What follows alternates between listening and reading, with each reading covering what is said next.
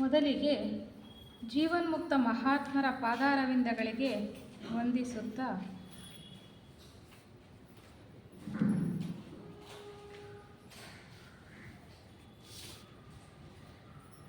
ಆತ್ಮೀಯ ಸಹೋದರ ಸಹೋದರಿಯರೇ, ಥಿಯೋಸಾಫಿಕಲ್ ಸೊಸೈಟಿಯ ಸದಸ್ಯರಾದಂತಹ ನಮಗೆಲ್ಲ ಈ ದಿನ ಅಂದರೆ ನವೆಂಬರ್ 17ನೇ ತಾರೀಕು ಬಹಳ ಪವಿತ್ರವಾದಂತಹ ದಿನ.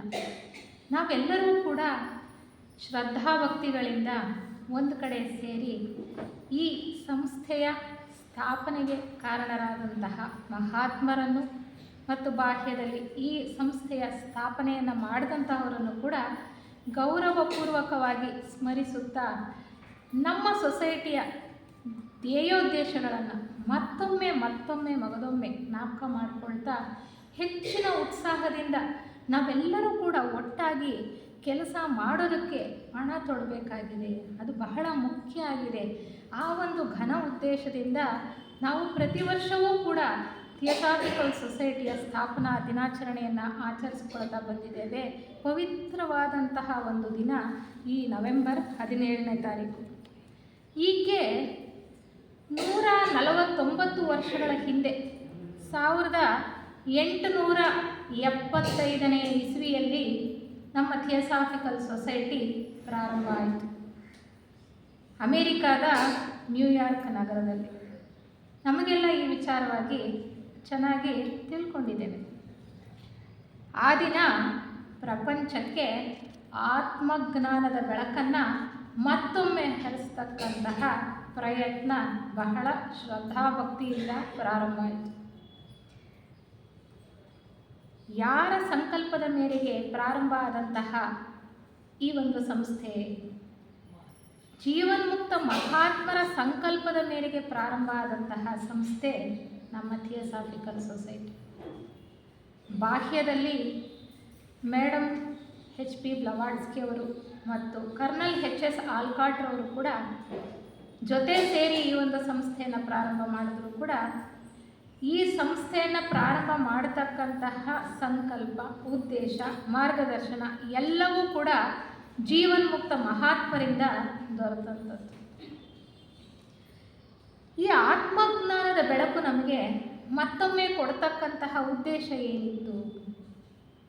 ನಾವು ಇತಿಹಾಸವನ್ನು ನೋಡ್ತಾ ಹೋದರೆ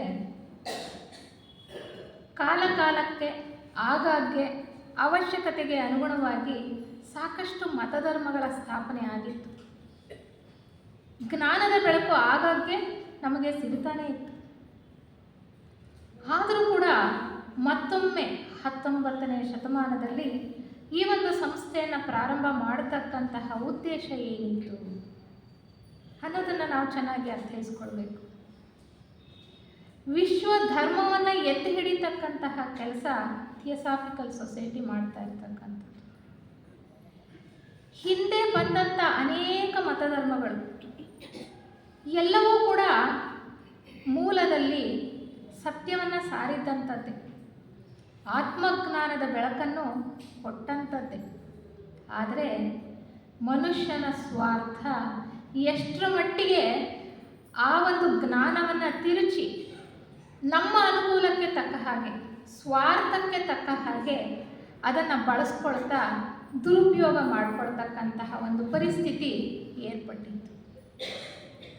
ಮತಾಂಧತೆ ಹೆಚ್ಚಾಗಿತ್ತು. ಮತಗಳಲ್ಲಿ ಅಡಗಿರ್ತಕ್ಕಂತಹ ಮೂಲ ತತ್ವ ಕಣ್ಮರೆಯಾಗ್ತಾ ಇತ್ತು. ಸಂಪ್ರದಾಯಗಳು ಹೆಚ್ಚು, ಆಚರಣೆಗಳು, ಸಂಪ್ರದಾಯಗಳನ್ನೇ ಹೆಚ್ಚಾಗಿ ಮನುಷ್ಯ ಹಿಡ್ಕೊಂಡು ಮುಂದುವರಿತಾ ಇದ್ದಾರೆ. ಈ ಪುರೋಹಿತಶಾಹಿ ವರ್ಗದವರು ಅವರ ಕಪಿಮುಷ್ಟಿಯಲ್ಲಿ ಮನುಷ್ಯರನ್ನು ಹಿಡ್ಕೊಂಡಿದ್ರು, ಜನರನ್ನು ಹಿಡ್ಕೊಂಡು ಅವರನ್ನು ತಪ್ಪು ದಾರಿಗೆ ಎಳೀತಾ ಇತ್ತು. ಈ ರೀತಿಯ ಒಂದು ಅರಾಜಕತೆ ಸೃಷ್ಟಿಯಾಗಿತ್ತು.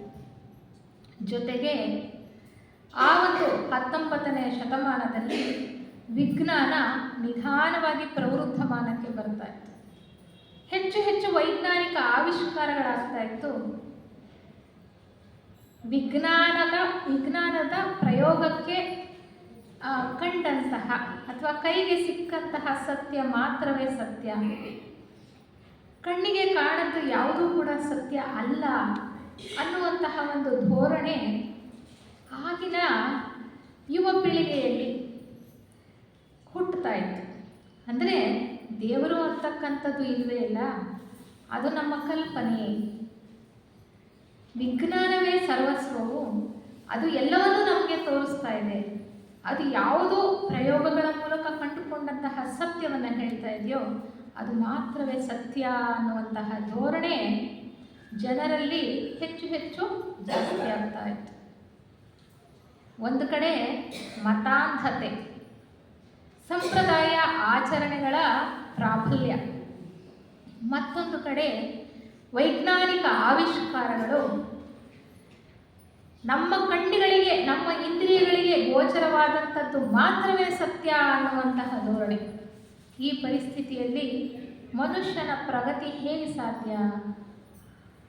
ಮನುಷ್ಯನನ್ನು ಸರಿ ದಾರಿಗೆ ಎಳೆಯಬೇಕು ಅನ್ನುವಂತಹ ಉದ್ದೇಶದಿಂದ ಮಹಾತ್ಮರು ಸಂಕಲ್ಪ ಮಾಡಿ ಪ್ರಾರಂಭ ಮಾಡಿದಂತಹ ಒಂದು ಪವಿತ್ರವಾದಂತಹ ಸಂಸ್ಥೆ, ಆಧ್ಯಾತ್ಮ ಸಂಸ್ಥೆ ನಮ್ಮ ಥಿಯೋಸಾಫಿಕಲ್ ಸೊಸೈಟಿ. ಇಲ್ಲಿ ಕೊಡ್ತಾ ಇರತಕ್ಕಂತಹ ಜ್ಞಾನ ಎಲ್ಲಿಂದ ಬಂದದ್ದು ಅಂದರೆ ಸನಾತನ ಜ್ಞಾನ, ತಾಳೆ ಗರಿಗಳ ಮೇಲೆ ಬರೆದಿಟ್ಟಿದ್ದಂತಹ ಜ್ಞಾನ. ಯಾರು ಬರೆದಿದ್ರು, ಯಾವಾಗ ಬರೆದಿದ್ರು ಅನ್ನೋದು ಕೂಡ ನಮ್ಮ ಕೈಗೆ ಎಟಕಲಾರದಷ್ಟು ಹಿಂದೆಯೇ ನಮಗೆ ದೊರೆತಂತಹ ಜ್ಞಾನ, ಸನಾತನ ಜ್ಞಾನ, ತಾಳೆ ಗರಿಗಳ ಮೇಲೆ ಇದ್ದಂಥದ್ದು. ಆ ಜ್ಞಾನವನ್ನೇ, ಆ ಜ್ಞಾನವೇ ಎಲ್ಲದಕ್ಕೂ ಮೂಲ. ಎಲ್ಲ ಮತಧರ್ಮಗಳಿಗಿರ್ಬೋದು ಅಥವಾ ನಮ್ಮ ಭಗವದ್ಗೀತೆ, ಉಪನಿಷತ್ತುಗಳು, ವೇದಾಂತಗಳು, ನಮ್ಮ ಯಾವುದೇ ಒಂದು ಶಾಸ್ತ್ರಗಳನ್ನು ತಗೊಳ್ಳಿ, ಎಲ್ಲದಕ್ಕೂ ಕೂಡ ಅದೇ ಮೂಲ. ಅದೇ ಮೂಲದಿಂದನೇ ನಮ್ಮ ಥಿಯೋಸಾಫಿಕಲ್ ಸೊಸೈಟಿ ಮುಂದಿಡ್ತಾ ಇರತಕ್ಕಂತಹ ಸೀಕ್ರೆಟ್ ಡಾಕ್ಟ್ರಿನ್ ಆಗಿರ್ಬೋದು, ಧ್ಯಾನ ಗ್ರಂಥ ಕವನಗಳಾಗಿರ್ಬೋದು, ಮಾರ್ಗರೆಟ್ ಜ್ಯೋತಿ ಆಗಿರ್ಬೋದು, ಮೌನವಾಣಿ ಆಗಿರ್ಬೋದು, ಎಲ್ಲದಕ್ಕೂ ಮೂಲ ಆ ಸನಾತನ ಜ್ಞಾನವೇ. ತಾಳೆಗರಿಗಳ ಮೇಲೆ ಬರೆದಿಟ್ಟಿದ್ದಂತಹ ಋಷಿ ಮುನಿಗಳು ಯಾವುದೋ ಹಿಂದಿನ ಕಾಲದಲ್ಲಿ ಅನಾದಿ ಕಾಲದಿಂದ ಇದ್ದಂತಹ ಜ್ಞಾನವೇ. ಆ ಜ್ಞಾನ ಕಾಲಕ್ಕೆ ತಕ್ಕ ಹಾಗೆ, ಅವಶ್ಯಕತೆಗೆ ತಕ್ಕ ಹಾಗೆ ಕೊಡಲ್ಪಟ್ಟಿತ್ತು. ಬೇರೆ ಬೇರೆ ಮತಧರ್ಮಗಳ ಹೆಸರಲ್ಲಿ ಯಾರು ಕೊಟ್ಟಂಥದ್ದು ಈ ಜ್ಞಾನನ? ಮತಧರ್ಮಗಳನ್ನು ಪ್ರಾರಂಭ ಮಾಡಿದ್ದು ಯಾರು? ಮತ್ಯಾರೂ ಅಲ್ಲ. ಈ ಮತಧರ್ಮಗಳನ್ನು ಪ್ರಾರಂಭ ಮಾಡಿದ್ದು ಶ್ವೇತರ್ಷಿ ಸಂಘದ ಸದಸ್ಯರುಗಳೇ, ಜೀವನ್ಮುಕ್ತರೇ, ಬೇರೆ ಯಾರೂ ಅಲ್ಲ. ಶ್ವೇತರ್ಷಿ ಸಂಘ ಅಂದರೆ ಯಾವುದು? ನಮ್ಮ ಭೂಮಿಯ ಮೇಲೆ ನಡೀತಾ ಇರತಕ್ಕಂತಹ ಈ ಜೀವ ವಿಕಾಸವನ್ನು ಮುಂದೆ ತೆಗೆದುಕೊಂಡು ಹೋಗ್ತಾ ಇರೋದಕ್ಕೆ ಸಹಾಯ ಮಾಡ್ತಾ ಇರತಕ್ಕಂತಹ ಒಂದು ಸೋದರರ ಸಂಘ, ವೈಟ್ ಬ್ರದರ್ಹುಡ್ ಅಂತ ನಾವು ಹೇಳಿದ್ದೇವೆ. ಪರಮಾತ್ಮನ ಒಂದು ಯೋಜನೆ ಇದೆ, ಅದು ಸಂಸರಣ ಯೋಜನೆ, ಜೀವ ವಿಕಾಸ ಯೋಜನೆ. ಅಖಿಲಾಂಡ ಕೋಟಿ ಬ್ರಹ್ಮಾಂಡದಲ್ಲಿ ಎಷ್ಟೋ ಯೋಜನೆಗಳಿದೆ ಪರಮಾತ್ಮನ ಈ ಸೃಷ್ಟಿಯಲ್ಲಿ. ಅಂತಹ ಅನೇಕ ಲಕ್ಷಾಂತರ ಕೋಟ್ಯಾಂತರ ನಕ್ಷತ್ರಗಳಲ್ಲಿ ನಮ್ಮ ಸೂರ್ಯ ಕೂಡ ಒಬ್ಬ. ಆ ಸೂರ್ಯನಲ್ಲಿ ಸುತ್ತ ಇರತಕ್ಕಂತಹ ಗ್ರಹಗಳಲ್ಲಿ ಕೂಡ ಈ ಒಂದು ವಿಕಾಸ ಯೋಜನೆ ಅಂತಕ್ಕಂಥದ್ದು ನಡೀತಾ ಇದೆ. ಭೂಮಿಗೆ ಸಂಬಂಧಪಟ್ಟ ಹಾಗೆ ನಡೀತಾ ಇರತಕ್ಕಂತಹ ಯೋಜನೆಗೆ ಭೂ ವಿಕಾಸ ಯೋಜನೆ ಅಂತ ಹೇಳ್ತೇವೆ. ಆ ಸೂರ್ಯನ ಅಧಿಪತ್ಯದಲ್ಲಿ 10 ವಿಕಾಸ ಯೋಜನೆಗಳು ನಡೀತಾ ಇದೆ. ಅದರಲ್ಲಿ ಭೂ ವಿಕಾಸ ಯೋಜನೆಯು ಕೂಡ ಒಂದು. ಆ ಭೂ ವಿಕಾಸ ಯೋಜನೆಯಲ್ಲಿ ಈಗಾಗಲೇ ನಾವು ಒಂದೊಂದು ವಿಕಾಸ ಯೋಜನೆಯಲ್ಲೂ ಕೂಡ 7 ಗ್ರಹ ಮಾಲೆಗಳಿರ್ತಕ್ಕಂಥದ್ದು. ಒಂದೊಂದು ಗ್ರಹ ಮಾಲೆಯಲ್ಲೂ ಕೂಡ 7 ಗ್ರಹಗಳಿರುವಂಥದ್ದು. ಅಂತಹ ಒಂದು ಗ್ರಹ ನಮ್ಮ ಭೂಮಿ. ಆ ಭೂಮಿಯ ಮೇಲೆ ಪ್ರಸ್ತುತ ನಡೀತಾ ಇರತಕ್ಕಂತಹ ಜೀವ ವಿಕಾಸವನ್ನು ಮುಂದುವರಿಸಿಕೊಂಡು ಹೋಗತಕ್ಕಂತಹ ಜವಾಬ್ದಾರಿಯನ್ನು ತಗೊಂಡಿರ್ತಕ್ಕಂಥವರು ಶ್ವೇತರ್ಷಿ ಸಂಘದ ಸದಸ್ಯರು. ಶ್ವೇತರ್ಷಿ ಸಂಘದಲ್ಲಿ ಜೀವನ್ಮುಕ್ತರು ಇದ್ದಾರೆ, ದೀಕ್ಷಿತರು ಇದ್ದಾರೆ, ಅನೇಕ ಶಿಷ್ಯರು ಕೂಡ ಅವರ ಕೈ ಜೋಡಿಸಿ ಇಲ್ಲಿ ಕೆಲಸವನ್ನು ಮಾಡ್ತಾ ಇದ್ದಾರೆ. ಈ ಒಂದು ಶ್ವೇತರ್ಷಿ ಸಂಘ ಶುಕ್ರ ಗ್ರಹದಿಂದ ನಮ್ಮ ಭೂಗ್ರಹಕ್ಕೆ ಬಂದಂತಹ ಸನತ್ ಕುಮಾರ ಪ್ರಭುಗಳ ಅಧಿಪತ್ಯದಲ್ಲಿ ನಡೀತಾ ಇದೆ.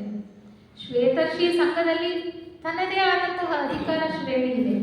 ಆಡಳಿತ ವರ್ಗವನ್ನು ನೋಡ್ಕೊಳ್ತಕ್ಕಂಥದ್ದು ಒಂದು ಶ್ರೇಣಿ, ಈ ಬೋಧನಾ ಕ್ರಮವನ್ನು ನೋಡ್ಕೊಳ್ತಕ್ಕಂಥದ್ದು, ಈ ಮನುಷ್ಯನನ್ನ ಸರಿಯಾಗಿ ಆತನಿಗೆ ತಿಳುವಳಿಕೆಯನ್ನು ಕೊಡ್ತಾ ಧರ್ಮಗಳ ಸ್ಥಾಪನೆ ಇರ್ಬೋದು, ಸರಿಯಾದ ಒಂದು ಜ್ಞಾನವನ್ನು ಕೊಡ್ತಕ್ಕಂತಹ ಜವಾಬ್ದಾರಿ ಇರ್ಬೋದು, ಅದನ್ನು ನೋಡ್ಕೊಳ್ತಾ ಹೋಗ್ತಾ ಇರ್ತಕ್ಕಂಥದ್ದು ಒಂದು ಶಾಖೆ ಇದೆ. ಅದನ್ನು ಎರಡನೇ ಶಾಖೆ ಅಂತ ನಾವು ಹೇಳ್ತೀವಿ. ಬುದ್ಧರ ಒಂದು ಅಧಿಪತ್ಯದಲ್ಲಿ ನಡೀತಾ ಇರ್ತಕ್ಕಂಥದ್ದು ಪ್ರಸ್ತುತ. ಹೀಗೆ ಎಷ್ಟೇ ನಾವು ಅರಾಜಕತೆಯನ್ನು ಹೊರಗಡೆ ನೋಡಿದ್ರೂ ಕೂಡ ಪ್ರತಿಯೊಂದೂ ಕೂಡ ಈ ಪರಮಾತ್ಮನ ಈ ಸಂಸರಣ ಯೋಜನೆಯಲ್ಲಿ ವ್ಯವಸ್ಥಿತವಾಗಿ ನಡೀತಾ ಇರ್ತಕ್ಕಂಥದ್ದು. ಇಲ್ಲಿ ಒಂದೊಂದು ಗ್ರಹದಲ್ಲೂ ಕೂಡ ಒಂದೊಂದು ಕಲ್ಪಕಾಲ ವಿಕಾಸ ಯೋಜನೆ ಆಗ್ತಾ ಇದೆ, ಅಂದರೆ ವಿಕಾಸ ನಡೀತಾ ಇದೆ. ಜೀವ ವಿಕಾಸ ಪ್ರತಿಯೊಂದು ಗ್ರಹದಲ್ಲೂ ಕೂಡ ಒಂದೊಂದು ಕಲ್ಪಕಾಲ ನಡೀತಾ ಇದೆ. ಪ್ರಸ್ತುತ ಭೂಮಿಯ ಮೇಲೆ ಈ ಜೀವ ವಿಕಾಸ ಒಂದು ಕಲ್ಪಕಾಲ ನಡೆಯುತ್ತಾ ಇದೆ, ಪ್ರಾರಂಭ ಆಗಿದೆ, ಇನ್ನೂ ಮುಗುದಿಲ್ಲ. ನಮ್ಮ ಥಿಯಾಸಫಿ ವಾಂಗ್ಮಯದಲ್ಲಿ ನಾವು ಚೆನ್ನಾಗಿ ತಿಳ್ಕೊಂಡಿದ್ದೇವೆ. ಒಂದು ಕಲ್ಪಕಾಲ ಅಂದರೆ 432 ಕೋಟಿ ವರ್ಷಗಳು. ಈ ಒಂದು ಕಲ್ಪಕಾಲದಲ್ಲಿ 7 ಮಹಾವಂಶಗಳಿದೆ. ಒಂದೊಂದು ಮಹಾವಂಶದಲ್ಲೂ 7 ಉಪವಂಶಗಳಿವೆ. ಪ್ರಸ್ತುತ ನಾವು ಎಲ್ಲಿದ್ದೇವೆ? 5ನೆಯ ಮಹಾವಂಶದಲ್ಲಿ, 5ನೆಯ ಉಪವಂಶದಲ್ಲಿದ್ದೇವೆ ನಾವು. ಮನುಷ್ಯನ ವಿಕಾಸ ಈ ಹಂತವನ್ನು ಮುಟ್ಟಿದೆ. ಈಗ ಈ 5ನೆಯ ಉಪವಂಶದಲ್ಲಿ ಮನಸ್ಸು ಅತಿಯಾಗಿ ಬೆಳೀತಾ ಇದೆ. ಮನಸ್ಸಿನ ಬೆಳವಣಿಗೆ ಬಹಳ ಹೆಚ್ಚಾಗಿರೋದ್ರಿಂದ, ಕೆಳ ಮನಸ್ಸಿನ ಬೆಳವಣಿಗೆ ಅತಿಯಾಗಿ ಇರೋದ್ರಿಂದ ಎಲ್ಲೆಲ್ಲೂ ನಾವು ಪ್ರತ್ಯೇಕತೆಯನ್ನೇ ಕಾಣ್ತಾ ಇದ್ದೇವೆ. ಎಲ್ಲೆಲ್ಲೂ ಗೊಂದಲ, ಗದ್ದಲ, ಅಶಾಂತಿ. ಯಾಕೆ? ಪ್ರತಿಯೊಂದು ಕೂಡ ನಮ್ಮ ಕೆಳ ಮನಸ್ಸಿನ ಪ್ರವೃತ್ತಿಯಿಂದ ಆಗ್ತಾ ಇರ್ತಕ್ಕಂಥದ್ದು. ಈ ಪ್ರತ್ಯೇಕತಾ ಮನೋಭಾವನೆ ಅಂತಕ್ಕಂಥದ್ದು ವಿಪರೀತ ಜಾಸ್ತಿಯಾಗಿದೆ. ಹೀಗಿರುವಾಗ ಮುಂದೆ ಹೇಗೆ ಈ ವಿಕಾಸ ಯೋಜನೆಯನ್ನು ಮುಂದುವರಿಸ್ಕೊಳ್ತಾ ಹೋಗೋದು? ಮಹಾತ್ಮರ ಒಂದು ಯೋಜನೆ ಇದೆ, ಪರಮಾತ್ಮನ ಯೋಜನೆಗೆ ಅನುಗುಣವಾಗಿ ಕೆಲಸ ಮಾಡ್ತಾ ಇರ್ತಕ್ಕಂತಹ ಶ್ವೇತರ್ಷಿ ಸಂಘದ ಸದಸ್ಯರ ಒಂದು ಯೋಜನೆ ಇದೆ, ಮುಂದೆ ನಡೆಸ್ಕೊಂಡು ಹೋಗ್ತಕ್ಕಂಥದ್ದು. 5ನೆಯ ಮಹಾವಂಶದ ನಂತರ 6ನೆಯ ಮಹಾವಂಶ ಬರಲಿದೆ. ಆ 6ನೆಯ ವಂಶ ಇಷ್ಟರಲ್ಲೇ ಪ್ರಾರಂಭ ಆಗಲಿದೆ.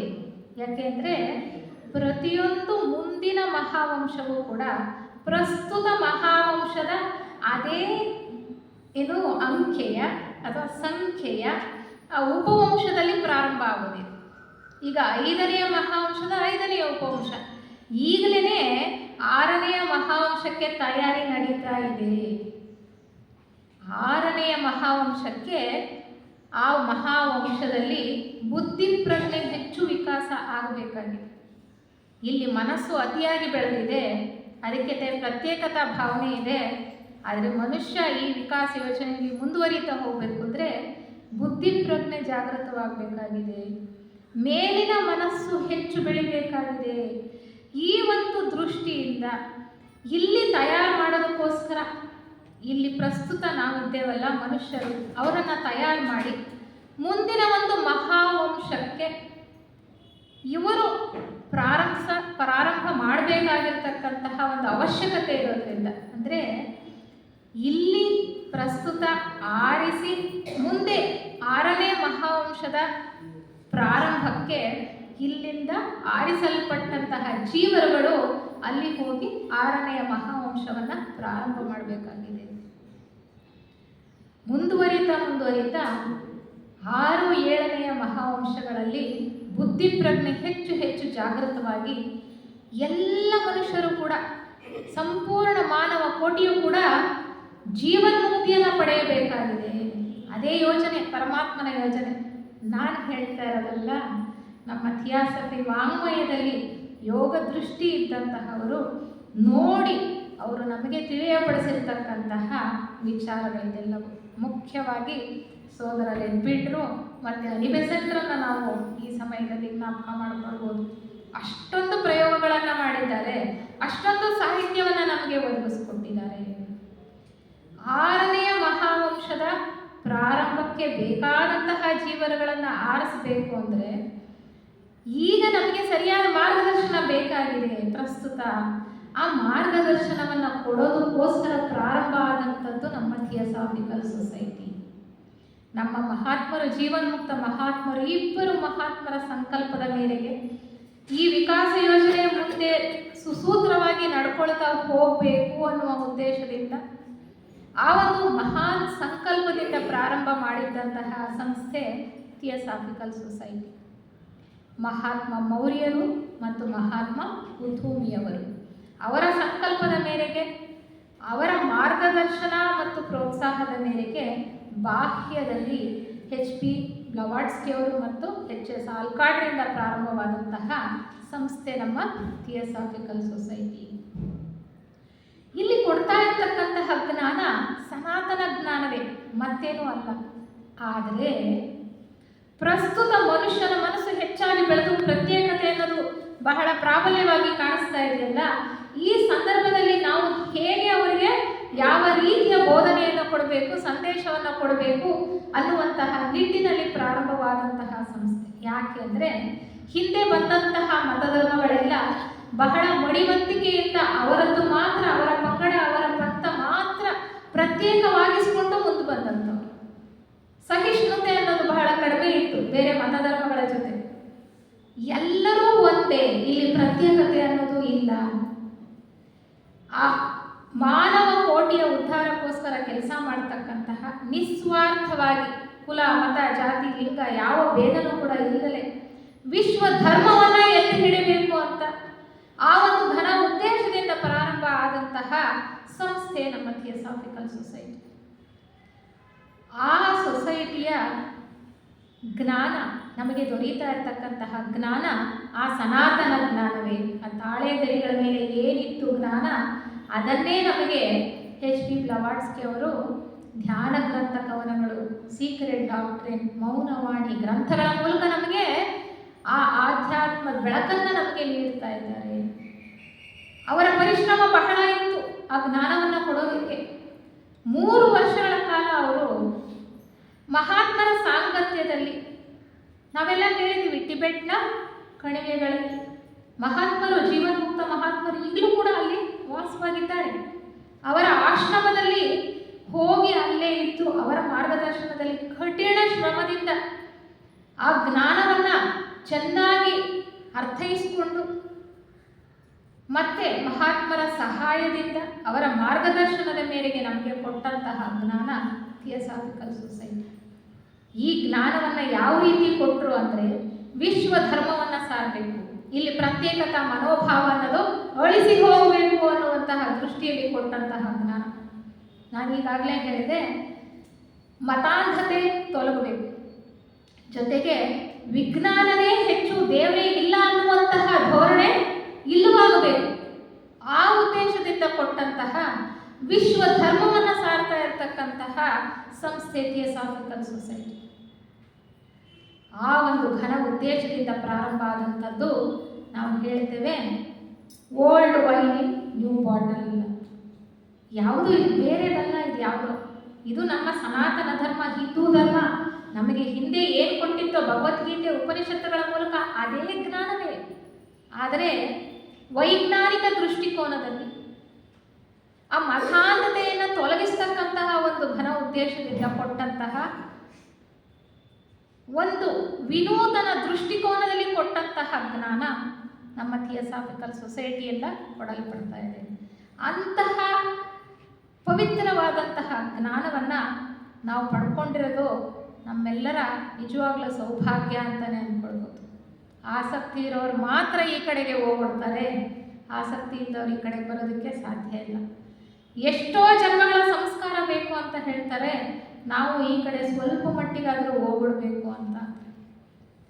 ಆ ರೀತಿ ಯಾವುದೋ ಒಂದು ದೈವಾನುಗ್ರಹದಿಂದ ಆ ಮಹಾತ್ಮರ ಅನುಗ್ರಹದಿಂದ ನಾವೆಲ್ಲ ಇಲ್ಲಿ ಸೇರಿದ್ದೇವೆ, ಒಂದು ಸಂಸ್ಥೆಯ ಸದಸ್ಯರಾಗಿದ್ದೇವೆ. ಈ ಸಂಸ್ಥೆಯ ಧ್ಯೇಯೋದ್ದೇಶಗಳನ್ನು ಬಹಳ ಗಂಭೀರವಾಗಿ ಪರಿಗಣಿಸಿ ನಮ್ಮ ಆಚರಣೆಯಲ್ಲಿ ತರ್ತಕ್ಕಂಥದ್ದು ನಮ್ಮ ಕರ್ತವ್ಯ. ಅದು ನಮ್ಮ ಮುಖ್ಯ ಕರ್ತವ್ಯ, ನಾವು ಮಾಡಲೇಬೇಕಾಗಿರ್ತಕ್ಕಂತಹ ಕರ್ತವ್ಯ. ಅದನ್ನು ನಾವು ಚೆನ್ನಾಗಿ ಗಮನದಲ್ಲಿಟ್ಕೊಳ್ಬೇಕಾಗಿದೆ. 19ನೇ ಶತಮಾನದಲ್ಲಿ ಅಷ್ಟೊಂದು ಅರಾಜಕತೆ ಇತ್ತು, ಆಗ ಈ ಒಂದು ವಿಶ್ವಧರ್ಮ ಸ್ಥಾಪನೆಯ ಅವಶ್ಯಕತೆ ಇತ್ತು ಅಂದರೆ ಈಗ ಇಲ್ವಾ? ಅದಕ್ಕಿಂತ ಹೆಚ್ಚಾಗಿದೆ. ಯಾಕೆ ಅಂದರೆ ಪ್ರತ್ಯೇಕತೆ ಅಂತಕ್ಕಂಥದ್ದು ಯಾವ ಮಟ್ಟಕ್ಕೆ ಹೋಗಿದೆ ಈಗ ಅಂದರೆ ಅವಿಭಕ್ತ ಕುಟುಂಬಗಳನ್ನು ನಾವು ನೋಡ್ತಾ ಇದ್ದೀವ. ಒಂದೇ ಒಂದಾದ್ರೂ ಕಾಣಿಸುತ್ತಾ? ಎಲ್ಲೋ ಅಪರೂಪಕ್ಕೆ ಎಲ್ಲೋ ಕಂಡ್ರೆ ಅದೇನೋ ಒಂದು ವಿಚಿತ್ರ ಅನ್ನೋ ಥರ ನಮಗೆ ಭಾಸ ಆಗ್ಬೋದು ಅಲ್ವಾ? ಅಷ್ಟೊಂದು ಪ್ರತ್ಯೇಕತೆ. ಒಂದು ಕುಟುಂಬದಲ್ಲೇ ಕೂಡ ಜೊತೆಯಲ್ಲಿ ಯಾರು ಇರ್ತಾ ಇಲ್ಲ. ಬೇಡ ಬಿಡಿ, ವಿವಾಹಗಳು ಕೂಡ ನಮಗೆ ಊರ್ಜಿತವಾಗ್ತಾ ಇಲ್ಲ.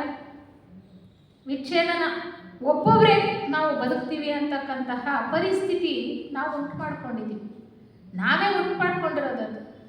ಮನುಷ್ಯನ ಕೆಳಮನಸ್ಸು ಬೆಳೆದು ಪ್ರತ್ಯೇಕತೆ ಅಂತಕ್ಕಂಥದ್ದು ಆ ಉತ್ತುಂಗ ಸ್ಥಿತಿಗೆ ಏರಿದೆ ಈಗ, ಇನ್ನೂ ಬರ್ತಾ ಬರ್ತಾ. ಹಾಗಿರುವಾಗ ಈ ಒಂದು ವಿಶ್ವ ಧರ್ಮವನ್ನು ಸಾರ್ತಾ ಇರತಕ್ಕಂತಹ ಈ ಸಂಸ್ಥೆಯ ಘನ ಉದ್ದೇಶಗಳನ್ನು ನಾವು ಪ್ರಸಾರ ಮಾಡಿ ನಮ್ಮ ಜೀವನದಲ್ಲಿ ಅಳವಡಿಸ್ಕೊಳ್ಬೇಕಾಗಿರ್ತಕ್ಕಂಥದ್ದು ನಮ್ಮ ಸೊಸೈಟಿಯ ಸದಸ್ಯರಾದಂತಹ ನಮ್ಮೆಲ್ಲರ ಆದ್ಯ ಕರ್ತವ್ಯ. ಇದನ್ನು ನಾವು ಮಾಡಲೇಬೇಕಾಗಿದೆ. ಈ ಒಂದು ಕೆಲಸವನ್ನು ನಾವು ಮಾಡಲೇಬೇಕಾಗಿದೆ. ಇಂತಹ ಒಂದು ಸಂಕಲ್ಪವನ್ನು ಯಾವಾಗಲೂ ಮಾಡಿದ್ರಂತೆ ಈ ಒಂದು ಸಂಸ್ಥೆಯ ಸ್ಥಾಪನೆಗೆ ಕಾರಣರಾದಂತಹ ಕುತುಮಿಯವರು ಮತ್ತು ಮೌರ್ಯರು. ಕುತುಮಿಯವರು ಮತ್ತು ಮೌರ್ಯರು ಮತ್ಯಾರು ಅಲ್ಲ, ನಮ್ಮ ಭಾಗವತ ಪುರಾಣಗಳಲ್ಲಿ ಹೇಳ್ತಕ್ಕಂತಹ ಋಷಿಗಳು ದೇವಾಪಿ ಮತ್ತು ಮರು. ದೇವಾಪಿಯವರೇ ಕುತುಮಿಗಳು, ಚಂದ್ರವಂಶಕ್ಕೆ ಸೇರಿದವರು.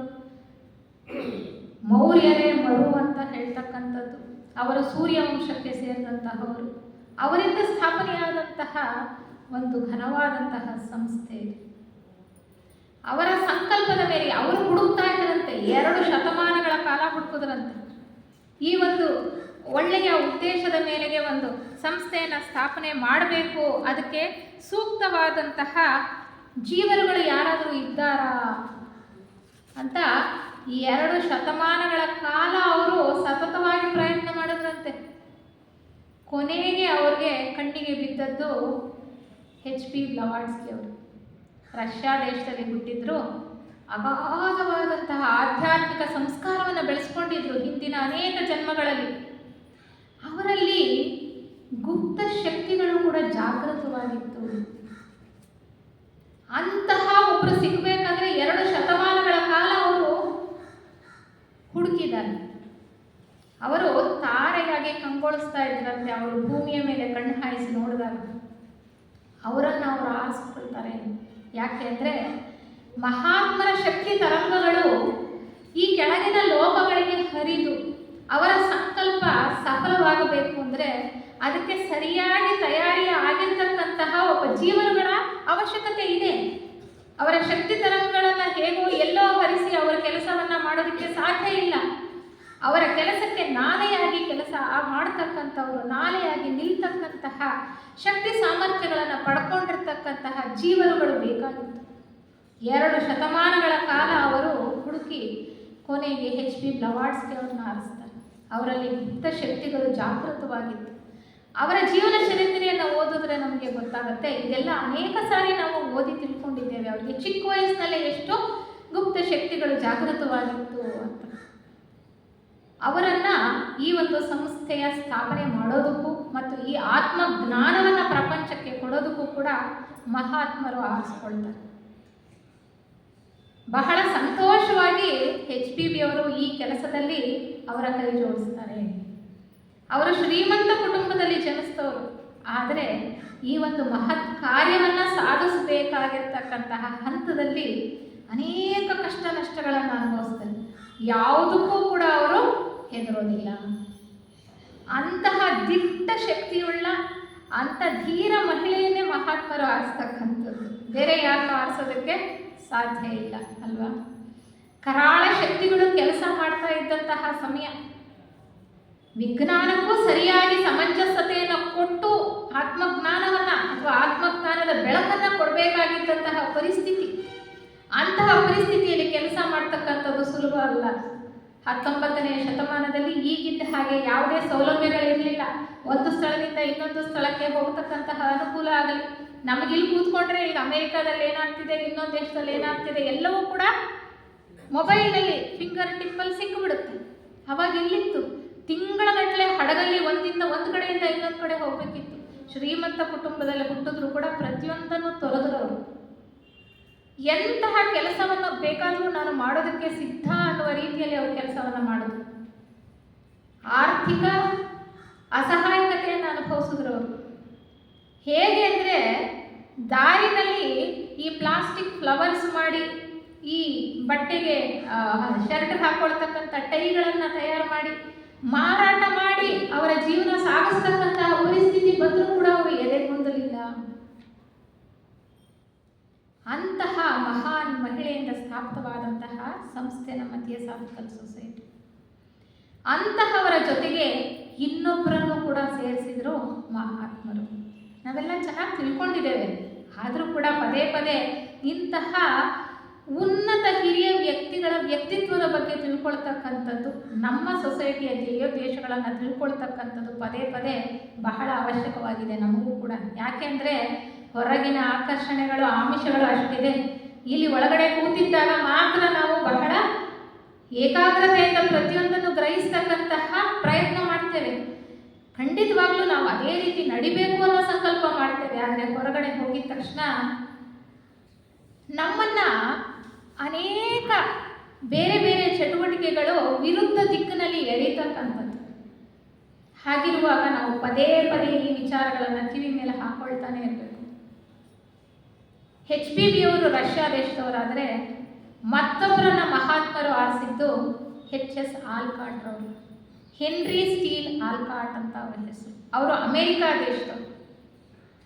ಅವರು ಎಷ್ಟು ಪ್ರಾಮಾಣಿಕರು, ಎಷ್ಟು ನಿಷ್ಠಾವಂತರು ಅಂದರೆ ಮಹಾತ್ಮರು ಒಂದು ಕಡೆ ಹೇಳ್ತಾರೆ, HS ಆಲ್ಕಾಟ್ ಅವ್ರನ್ನ ಕುರಿತು ಅವರು ಆದರ್ಶ ಚೇಲ ಅಂತ ಹೇಳ್ತಾರೆ. ಅಷ್ಟರ ಮಟ್ಟಿಗೆ ನಾವು ಪ್ರಾಮಾಣಿಕತೆ ಅವರೆಲ್ಲೂ ಯಾರನ್ನು ಕಂಡಿರಲಿಲ್ವಂತೆ.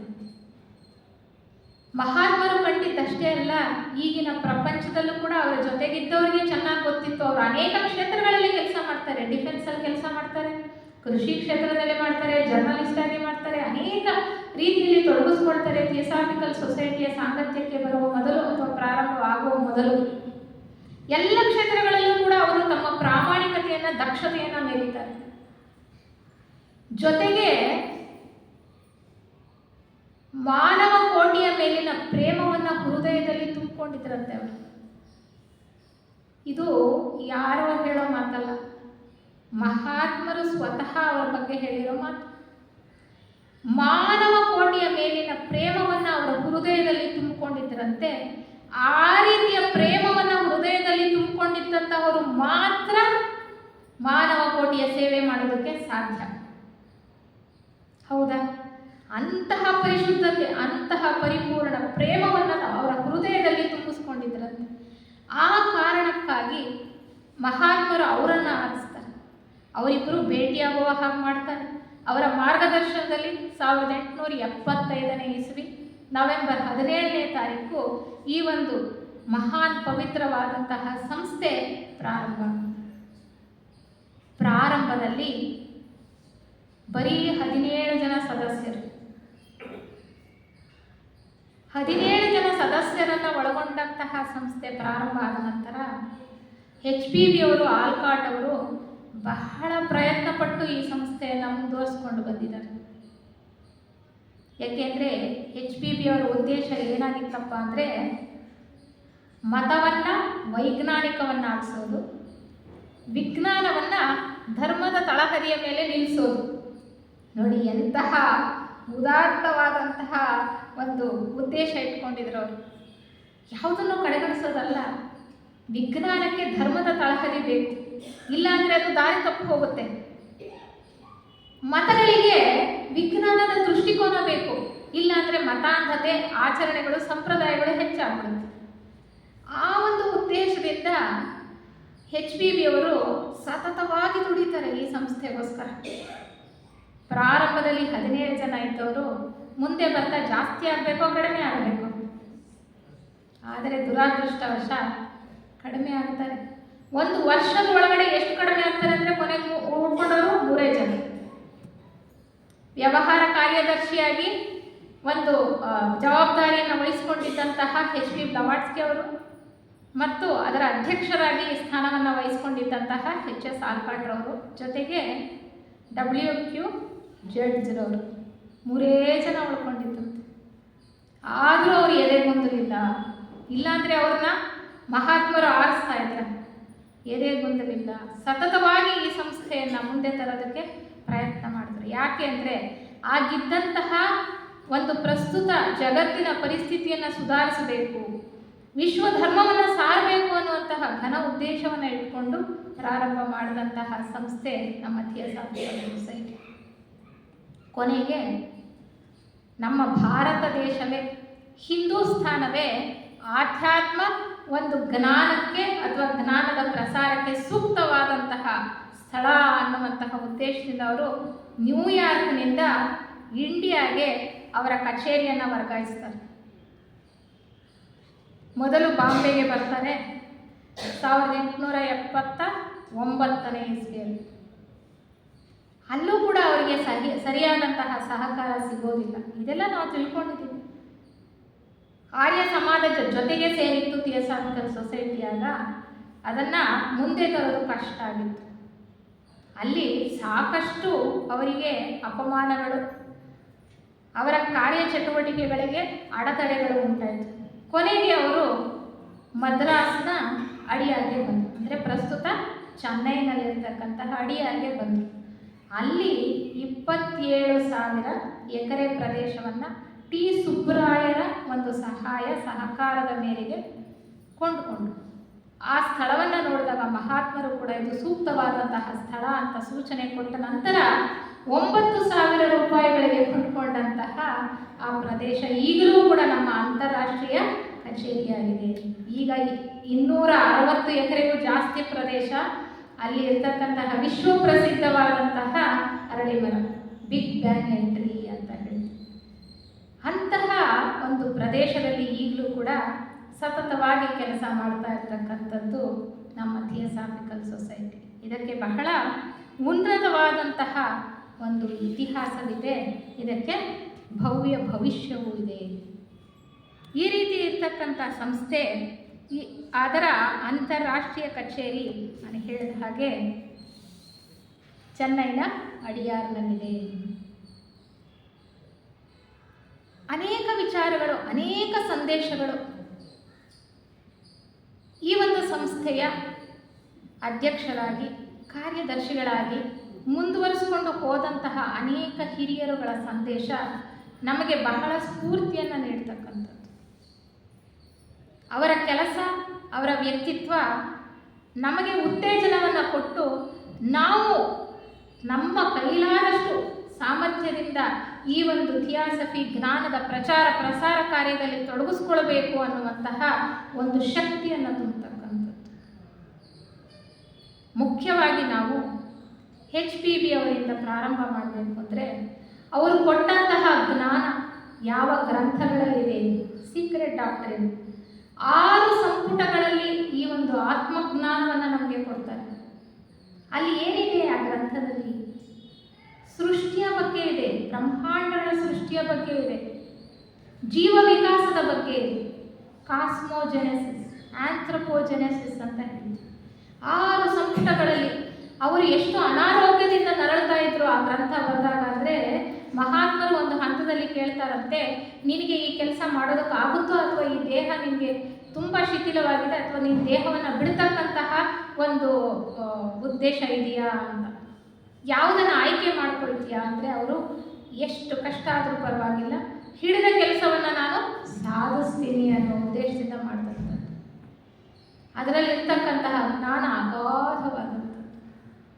ಜೊತೆಗೆ ಐಸಿಸ್ ಅನ್ವೇಲ್ಡ್ ಅನ್ನುವಂತಹ ಗ್ರಂಥವನ್ನು ಥಿಯೋಸಾಫಿಕಲ್ ಸೊಸೈಟಿ ಪ್ರಾರಂಭವಾದಂತಹ 2 ವರ್ಷದಲ್ಲಿ ಅವರು ಬಿಡುಗಡೆ ಮಾಡ್ತಾರೆ.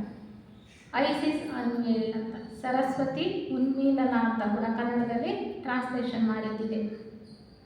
ಅದು ಕೂಡ ಬಹಳ ಜನಪ್ರಿಯವಾಯಿತು ನೋಡಿ. ಅಂತಹ ಸಂದರ್ಭದಲ್ಲೂ ಕೂಡ ಈ ಜ್ಞಾನಕ್ಕೆ ಹೋಗ್ಬಿಡ್ತಕ್ಕಂತಹ ಜೀವಿಗಳಿದ್ರು ಇದ್ದೇ ಇರ್ತಾರೆ, ಇಲ್ಲ ಅಂತ ಇಲ್ಲ. ಆದರೆ ಬೆರಳಿಗೆ ಎಷ್ಟು ಜನ ಇರ್ಬೋದು, ತೊಂದರೆ ಇಲ್ಲ.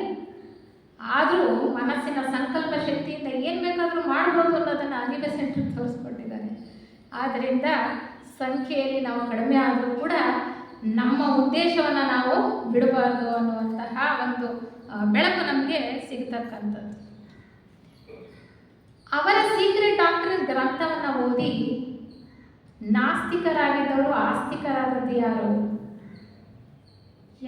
ನಾಸ್ತಿಕರಾದವರು ಆಸ್ತಿಕರಾಗಿದ್ದರು ಅನಿ ಬೆಸೆಂಟ್.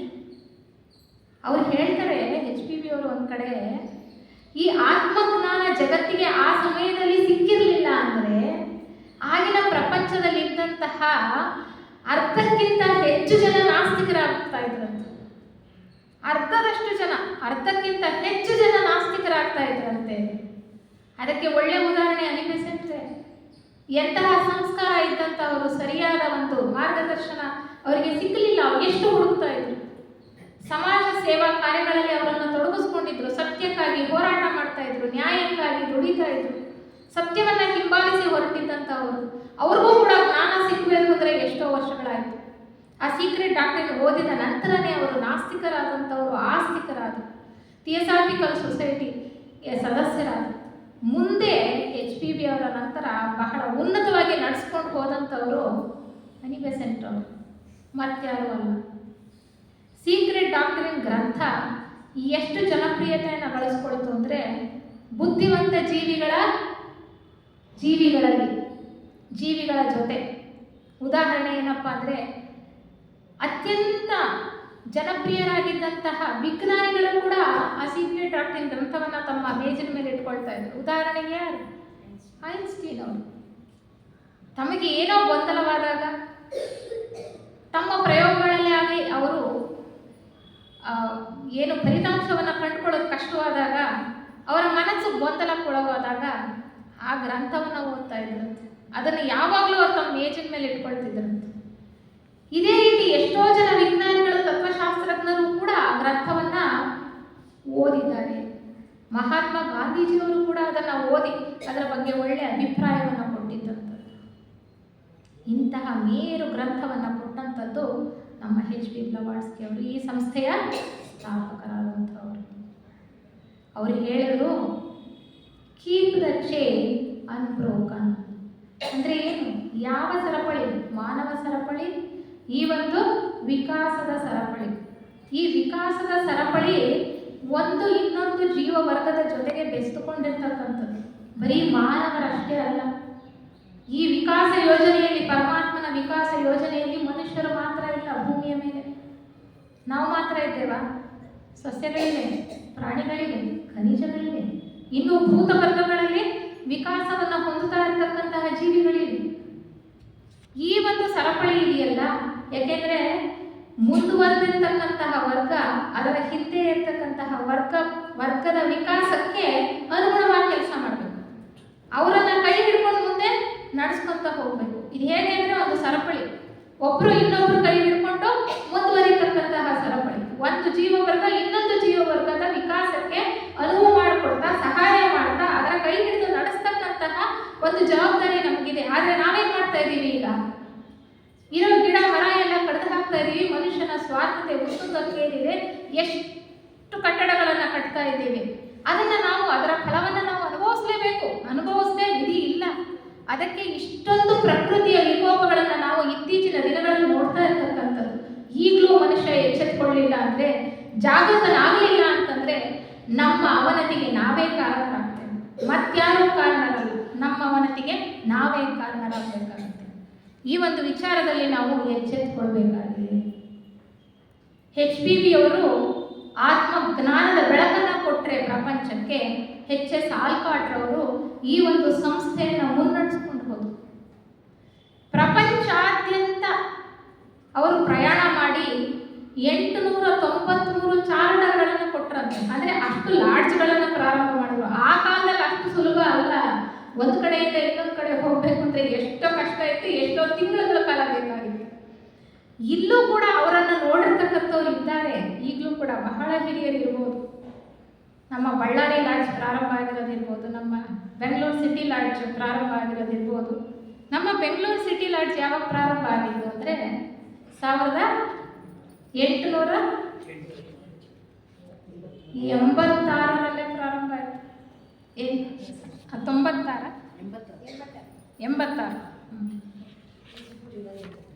86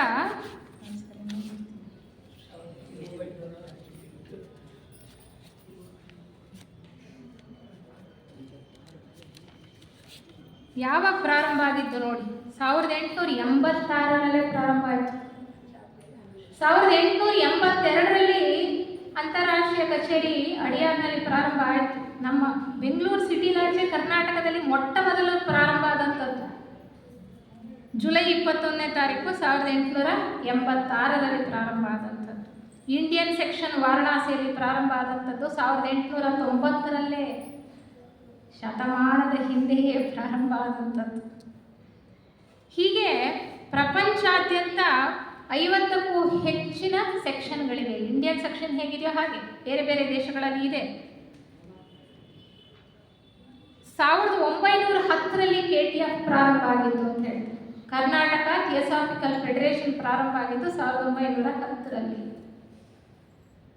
ಅದಕ್ಕಿಂತ ಮುಂಚೆನೇ ಪ್ರಾರಂಭ ಆಯಿತು ಸಿಟಿ ಲಾಡ್ಜ್. ಸಂಸ್ಥೆ ನಡೆಸ್ಕೊಂಡು ಹೋಗ್ತಾ ಇದ್ರು ಕೂಡ ಸಂಸ್ಥೆಯನ್ನು ನೋಂದಾಯಿಸಿದ್ದು ನಮ್ಮ ಭಾರತದಲ್ಲಿ ಉದ್ದೇಶ ಮತ್ತು ಸತ್ಯಗಳನ್ನು ಒಳಗೊಂಡು, 3 ಉದ್ದೇಶ 3 ಸತ್ಯಗಳನ್ನು ಒಳಗೊಂಡು ಅಧಿಕೃತವಾಗಿ ನೋಂದಾವಣೆ ಆಗಿದ್ದು 1905ರಲ್ಲಿ. ಬೆಸೆಂಟ್ರು ಮತ್ತು ಇವರು HS ಆಲ್ಕಾಟ್ ಅವರು ಇದ್ದಂತಹ ಕಾಲದಲ್ಲಿ ಆಲ್ಕಾಟ್ರು ಪ್ರಪಂಚಾದ್ಯಂತ ಎತ್ತಿನ ಗಾಡಿನಲ್ಲೂ ಕೂಡ ಅವರು ಪ್ರಯಾಣ ಮಾಡಿದಾರಂತೆ. ನಮಗೆ ಇಂತಹ ಒಂದು ಜ್ಞಾನವನ್ನು ಎಲ್ಲ ಕಡೆ ಪ್ರಸಾರ ಮಾಡಬೇಕು ಅನ್ನುವಂತಹ ಉದ್ದೇಶದಿಂದ 32 ವರ್ಷಗಳ ಕಾಲ ಸತತವಾಗಿ ಅವರು ಈ ಸಂಸ್ಥೆಗಾಗಿ ದುಡಿದಿದ್ದಾರೆ. ಅಧ್ಯಕ್ಷರಾಗಿ, ಸ್ಥಾಪಕ ಅಧ್ಯಕ್ಷರಾಗಿ ಅವರಿಗೆ ಗೌರವವನ್ನು ಸಮರ್ಪಣೆ ಮಾಡತಕ್ಕಂತಹ ಒಂದು ಸುಸಂದರ್ಭ ನಮಗೆ ಈ ದಿನ ನವೆಂಬರ್ 17ನೇ ತಾರೀಕು. ಹೀಗೆ ಪ್ರಾರಂಭದ ಕಾರ್ಯದರ್ಶಿಯವರು ಮತ್ತು ಅಧ್ಯಕ್ಷರು ಸಾಕಷ್ಟು ಕೆಲಸಗಳನ್ನು ಮಾಡ್ತಾ ಹೋದರು. ಥಿಯಾಸಫಿ ನಮಗೆ ಆತ್ಮಜ್ಞಾನವನ್ನು ಕೊಟ್ಟರೆ, ಸೊಸೈಟಿ ಅದರ ಪ್ರಚಾರ ಪ್ರಸಾರ ಕಾರ್ಯದಲ್ಲಿ ತೊಡಗಿಸ್ಕೊಂಡಿದೆ. ಇದನ್ನು ಮುಂದುವರಿಸ್ಕೊಂಡು ಹೋದವರು ಯಾರು?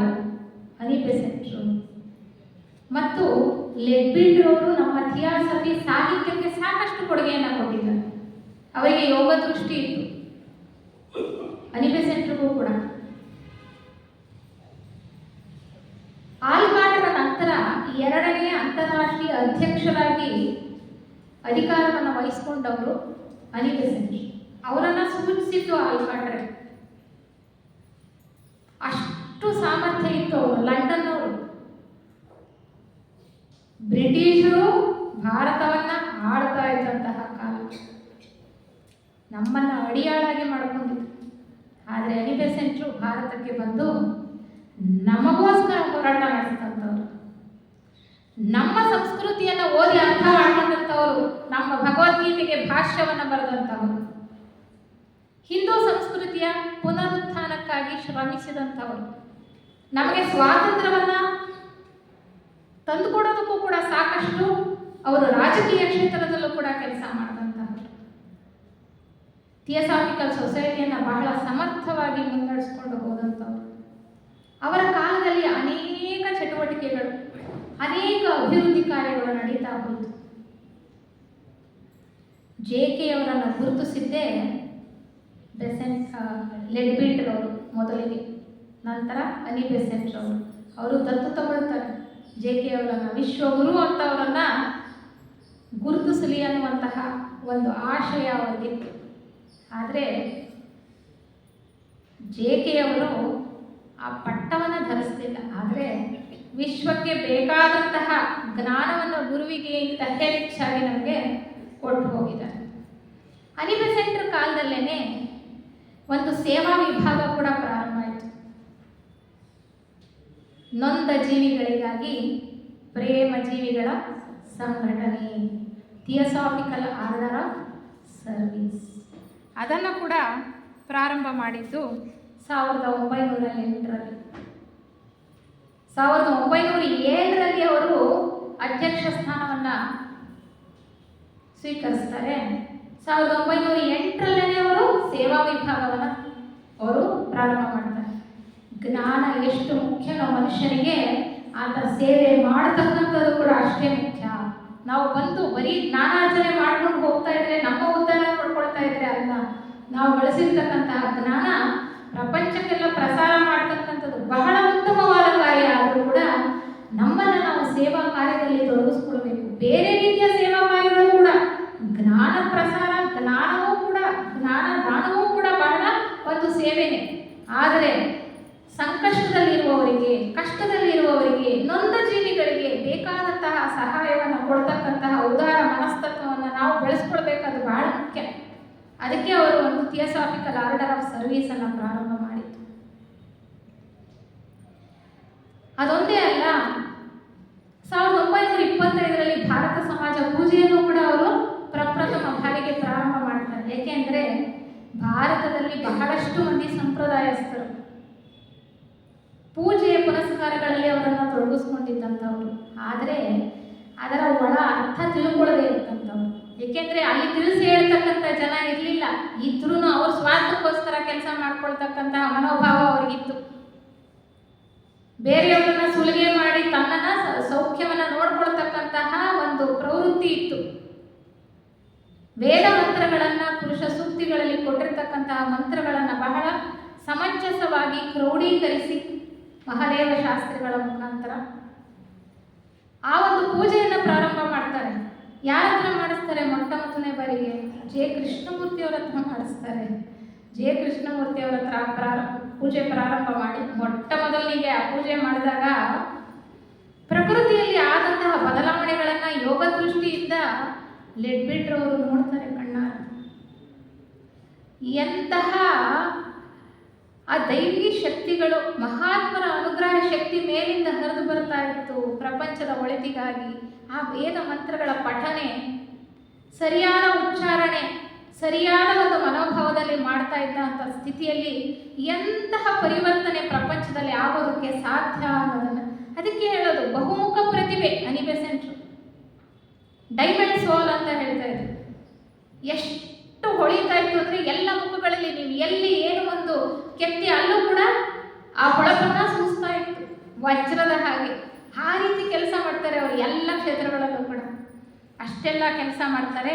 ಲೆಡ್ಬಿಟ್ರವರು ಅವರ ಜೊತೆಗೆ ನಿಂತಾರೆ.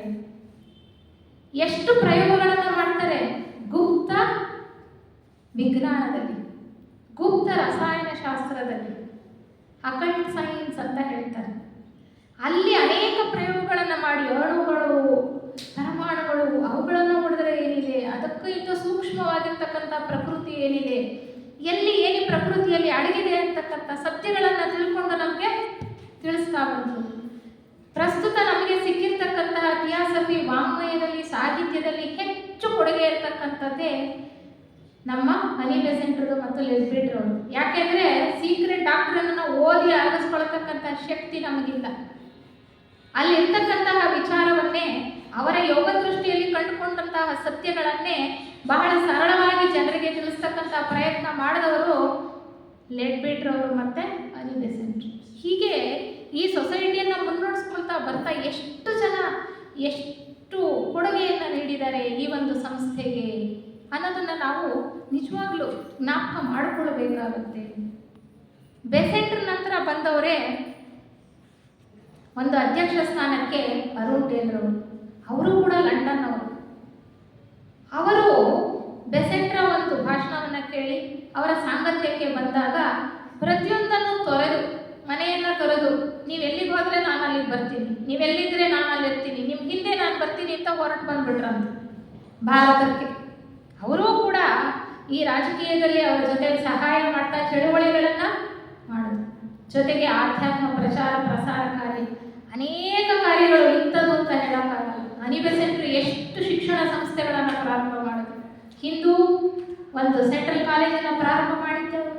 ನಂತರ ಮುಂದೆ ನಡೆಸ್ಕೊಂಡು ಹೋಗೋದಕ್ಕೆ ಮದನ ಮೋಹನ ಮಾಳವೀಯರು ವಿಶ್ವವಿದ್ಯಾಲಯನ ಮಾಡ್ತೀನಿ ಇದ್ದಾಗ ಅವರಿಗೆ ವಹಿಸ್ಕೊಟ್ರು.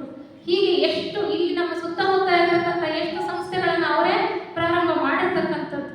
ಶಿಕ್ಷಣ ಕ್ಷೇತ್ರದಲ್ಲಿ ಕ್ರಾಂತಿ ಆಗಬೇಕು, ನಮ್ಮ ಹಿಂದೂ ಸಂಸ್ಕೃತಿಯನ್ನು ಎತ್ತಿ ಹಿಡಿಬೇಕು ಅಂತ ಅವರು ಕಾಯ ವಾಚ ಮನಸ ದುಡಿದಂತಹವರು ಅನಿ ಬೆಸೆಂಟ್.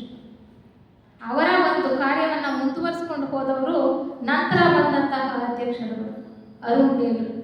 ಅರುಣ್ ಡೇಲ್ರ ನಂತರ ಬಂದಂಥವರೇ ಜಿನರಾಜದಾಸರು. ಜಿನರಾಜದಾಸರು ಎಲ್ಲಿಯವರು?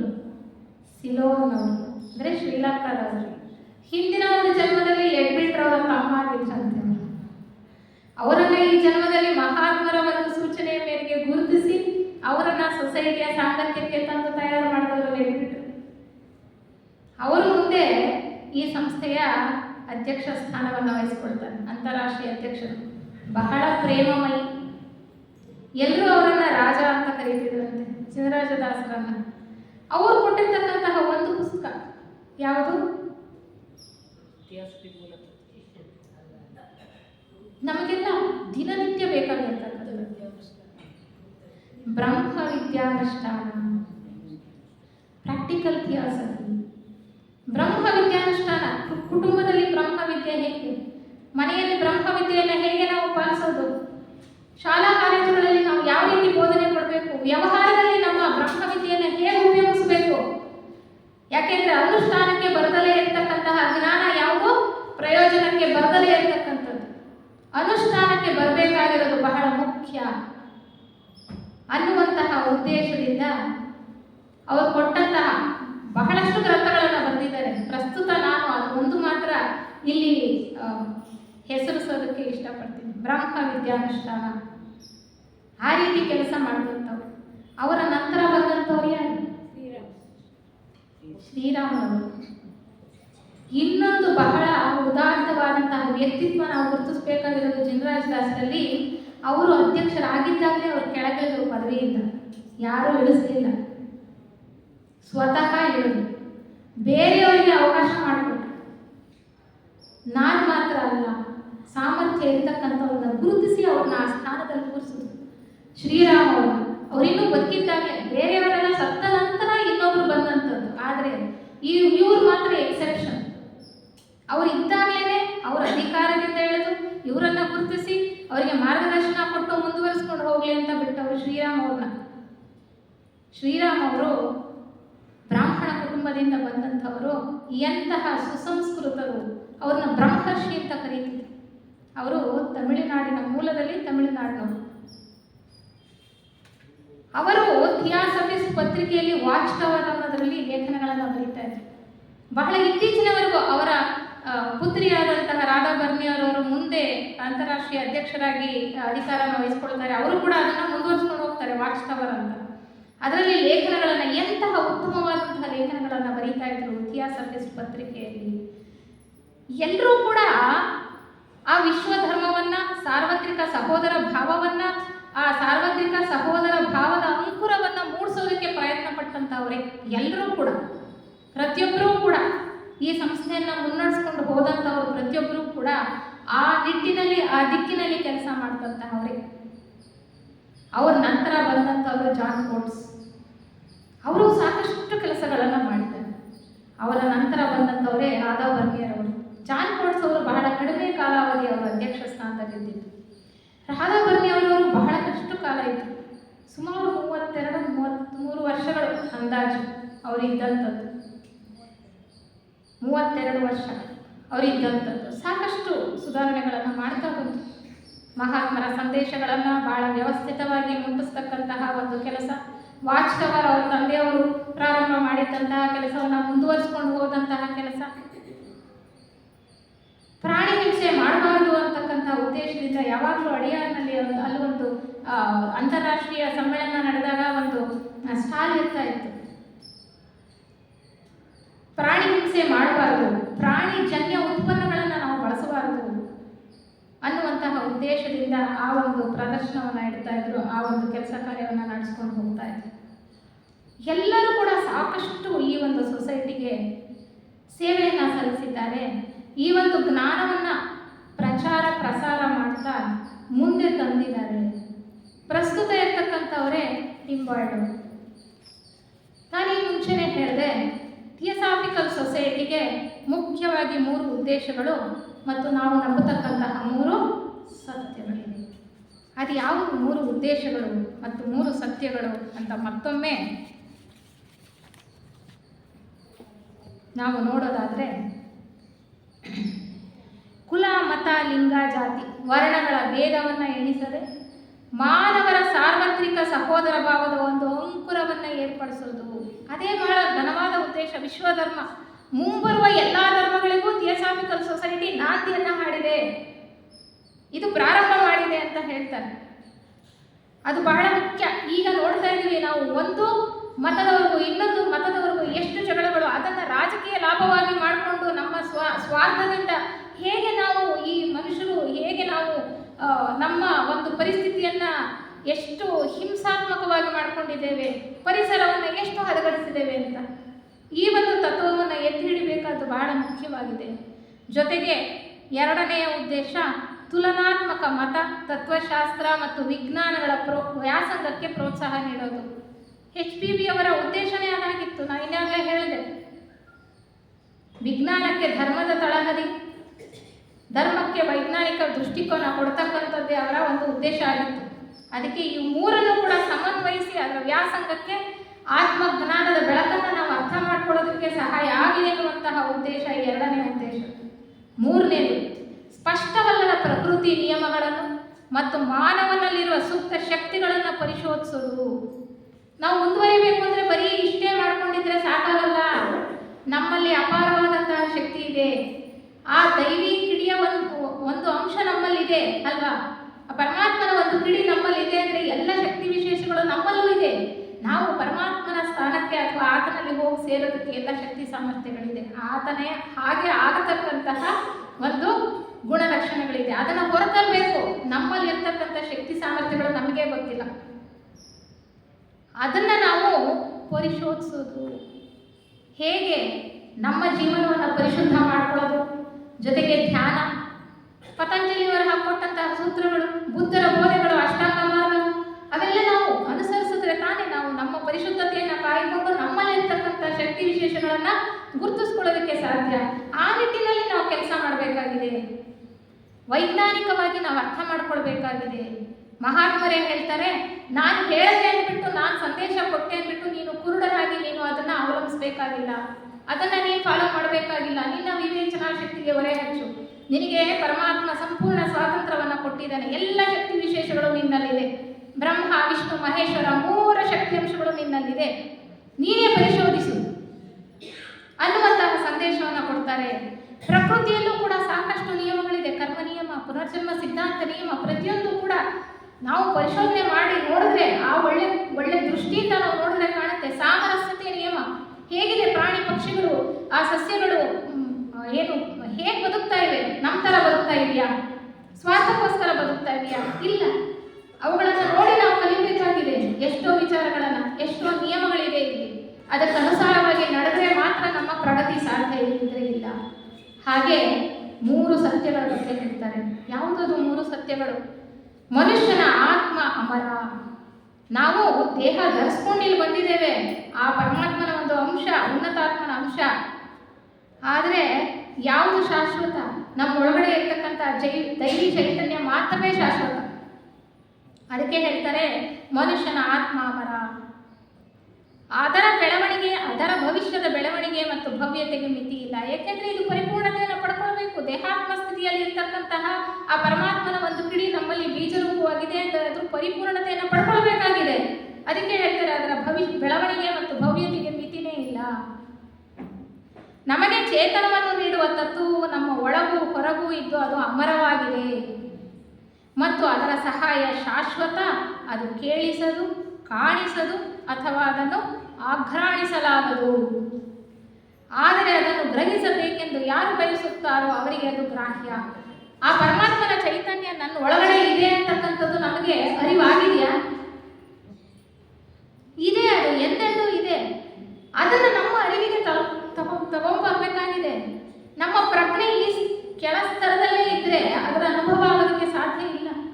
ನಮ್ಮ ಪ್ರಜ್ಞೆ ಉನ್ನತ ಮಟ್ಟಕ್ಕೆ ಏರಿದಾಗ ಮಾತ್ರನೇ ನಾವು ಆ ದೈವಾಂಶ ಸಂಭೂತರು ಅಹಂ ಬ್ರಹ್ಮಾಸ್ಮಿ ಅಂತ ಹೇಳ್ಕೊಳಕ್ ಸಾಧ್ಯ. ಅದಕ್ಕೆ ಹೇಳ್ತಾರೆ, ನಮ್ಮ ಒಳಗಡೆ ಇರ್ತಕ್ಕಂಥ ಚೈತನ್ಯ ನಮ್ಮಲ್ಲೂ ಇದೆ, ಹೊರಗಡೆನೂ ಇದೆ. ಸೃಷ್ಟಿಯಲ್ಲಿ ಎಲ್ಲ ಇರ್ತಕ್ಕಂಥದ್ದು ಆ ಪರಮಾತ್ಮನ ಚೈತನ್ಯನೇ. ಆ ಪರಮಾತ್ಮನ ದೈವಿ ಅಂಶ ಇಲ್ಲದಲೇ ಇರ್ತಕ್ಕಂಥದ್ದು ಏನಾದರೂ ಇದೆಯಾ ಈ ಸೃಷ್ಟಿಯಲ್ಲಿ? ಇಲ್ಲವೇ ಇಲ್ಲ. ಅಣು ರೇಣು ಆಕಾಶದಲ್ಲೂ ಆತನ ಚೈತನ್ಯ ಇದ್ದೇ ಇದೆ. ನಾವು ಲಿವಿಂಗ್ ಅಂಡ್ ನಾನ್ ಲಿವಿಂಗ್ ಅಂತ ವಿಜ್ಞಾನದಲ್ಲಿ ತಪ್ಪು ತಿಳುವಳಿಕೆ, ಜಡವಸ್ತುಗಳು ಇಲ್ಲವೇ ಇಲ್ಲ. ಎಲ್ಲದರಲ್ಲೂ ಕೂಡ ಆ ಚೈತನ್ಯ ಶಕ್ತಿ ಮಿಡಿತಾ ಇದೆ. ಅಣು ಪರಮಾಣುಗಳಲ್ಲಿ ಕೂಡ ಆ ಚೈತನ್ಯ ಶಕ್ತಿ ಮಿಡಿತಾ ಇದೆ.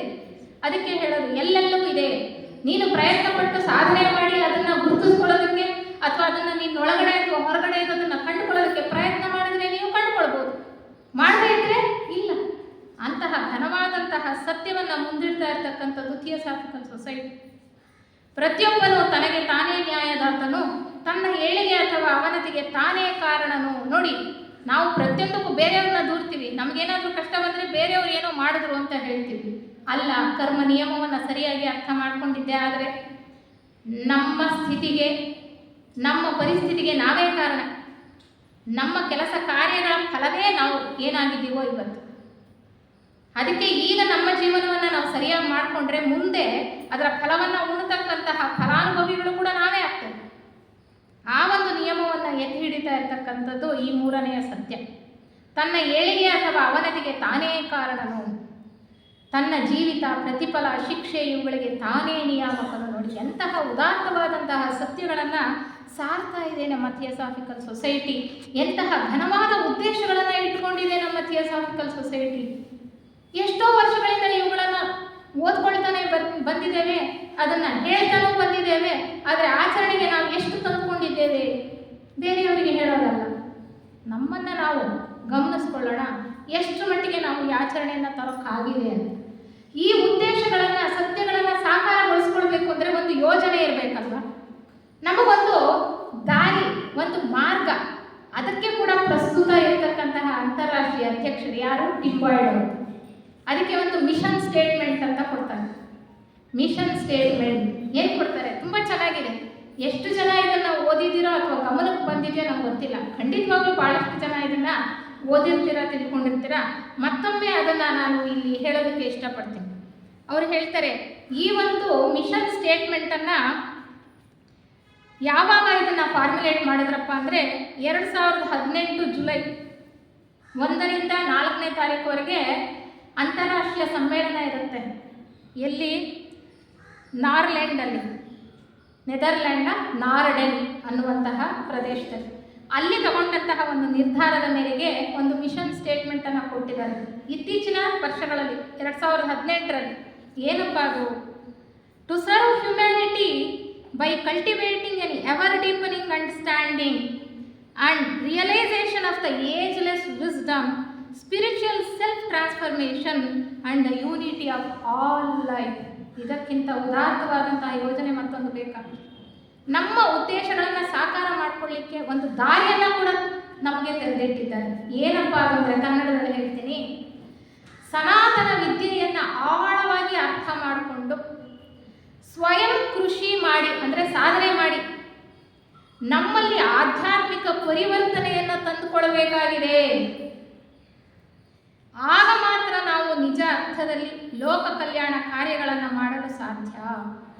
ಮತ್ತು ವಿಶ್ವೈಕ್ಯತೆಯನ್ನು ಅರಿಬೇಕಾಗಿದೆ. ವಿಶ್ವೈಕ್ಯತಾ ಪ್ರಾರ್ಥನೆಯನ್ನು ಅನಿಬೆಸೆಂಟ್ರು ಅವರಿದ್ದ ಕಾಲದಲ್ಲೇ ಕೊಟ್ಟರು. ಅದನ್ನು ಎಷ್ಟು ಮಟ್ಟಿಗೆ ನಾವು ಸಾಕಾರಗೊಳಿಸೋದ್ರಲ್ಲಿ ಅಥವಾ ನಮ್ಮ ಪ್ರಯತ್ನದಲ್ಲಿ ನಾವು ಯಶಸ್ವಿಯಾಗಿದ್ದೇವೆ ಅನ್ನೋದನ್ನು ಮತ್ತೊಮ್ಮೆ ನಾವು ಪುನರ್ವಿಮರ್ಶೆ ಮಾಡಿಕೊಳ್ಬೇಕಾಗಿದೆ.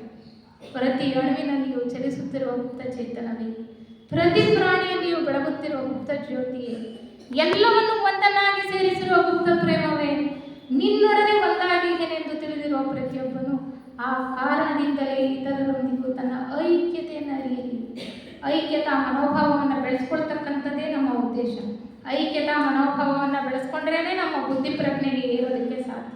ಆ ನಿಟ್ಟಿನಲ್ಲಿ ನಾವೆಲ್ಲರೂ ಹೆಚ್ಚು ಹೆಚ್ಚು ಶ್ರಮವಹಿಸಿ ಕೆಲಸ ಮಾಡತಕ್ಕಂತಹ ಸದ್ಬುದ್ಧಿ ನಮಗೆಲ್ಲರಿಗೂ ಕೂಡ ಆ ಮಹಾತ್ಮರ ಪ್ರೇರಣೆಯಿಂದ ದೊರೆಯಲಿ ಅಂತಕ್ಕಂಥ ಒಂದು ಆಶಯದಿಂದ ನನಗೆ ಕೊಟ್ಟಂತಹ ಅವಕಾಶದಲ್ಲಿ ಕೆಲವು ವಿಚಾರಗಳನ್ನು ತಿಳಿಸ್ತಕ್ಕಂಥ ಪ್ರಯತ್ನ ಮಾಡಿದ್ದೇನೆ. ಎಲ್ಲರಿಗೂ ಅನಂತ ಧನ್ಯವಾದ.